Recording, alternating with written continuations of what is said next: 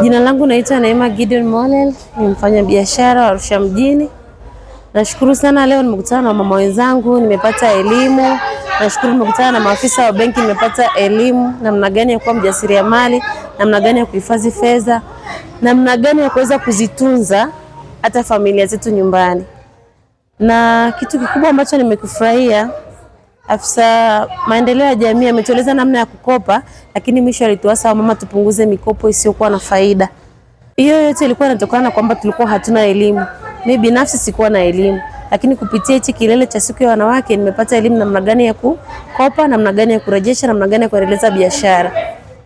Mikopo ya kausha damu kwa kweli bado sijawashauri wanawake, kwa sababu ni mikopo inayotuumiza, inatutenganisha na familia na kutenganisha na waume zetu. Mimi binafsi kikundi cha Friends of Batuli nimetoka nacho mbali, kimenifundisha mengi, kimenifungua mengi. Mpaka hapa nilipo naweza nikasimama ni mwanga wa Batuli nimeuelekea. Na amenitoa nilipotoka nilikuwa ni giza tupo. Lakini kwa sasa namshukuru Mungu, naendelea vizuri na nazidi kupata elimu juu yake na mengi najifunza kupitia kikundi hichi.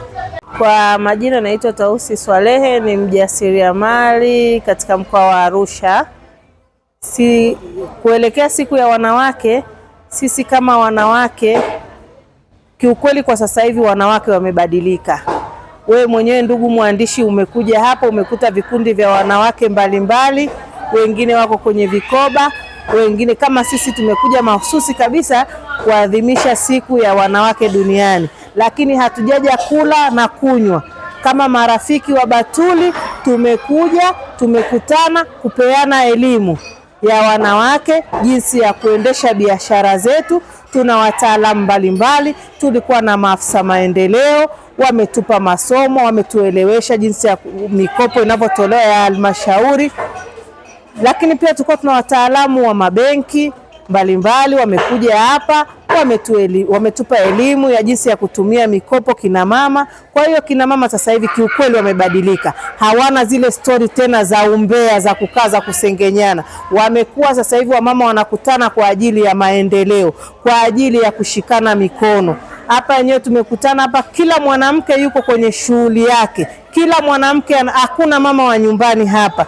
Na walio kuwepo wa mama wa nyumbani, tuna kikoba cha Friend of Batuli. Tumenyanyuana kiuchumi. Kuna wamama wamechukua mikopo kwenye kikoba, wamefungua biashara zao. Kwa hiyo kwenye kikundi chetu hakuna mwanamke ambaye hana shughuli yoyote. Wanawake wote kila mmoja ana shughuli yake. Kina mama tuendelee kuwa majasiri, lakini wakati tunakuwa majasiri tusizisahau familia zetu. Tuweze kusema na watoto wetu wa kike na wa kiume. Tuna walimu hapa ambao wanatulelea watoto wetu kila siku. Wanatupa story, changamoto za watoto wanazokutana nazo mbalimbali kwenye familia mbalimbali. Kwa hiyo kina mama, pale unapopata nafasi ya kukaa na watoto wako, sema na watoto wako, wape elimu watoto wako, ongea na watoto wako, kuwaambia dunia ikoje, tunatoka wapi, tupo wapi na tunaelekea wapi. Tusiache kuongea na watoto wetu kama wanawake, tusitupe vizazi vyetu nyuma. Kwa majina naitwa Miriam Joseph Hango, ni afisa maendeleo halmashauri ya jiji ya Arusha, napatikana kata ya Engutoto. Kikubwa rai yangu kwa wanawake ni kushikamana. Wanawake tukishikamana tutafika mbali.